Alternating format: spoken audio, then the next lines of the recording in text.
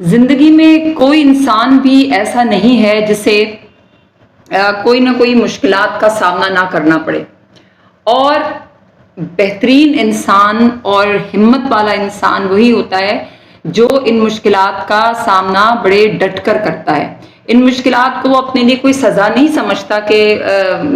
جو ہے یہ میرے لیے کوئی سزا مجھے دی جا رہی ہے، یا میں نے کوئی ایسا گناہ کر دیا ہے کہ مجھے کوئی سزا دی جا رہی ہے۔ نہیں، یہ ایسا نہیں کرنا ہے، بلکہ اگر آپ اس مشکلات کو، ان پریشانیوں کو اللہ کی حکمت سمجھیں گے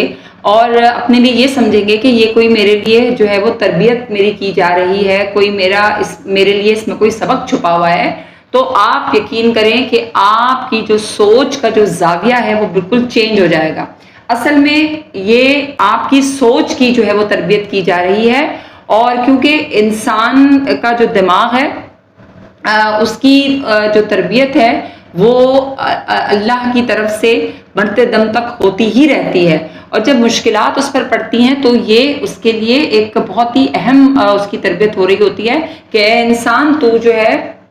کہاں کہاں تو غلط ہے، کہاں کہاں تو صحیح نہیں ہے،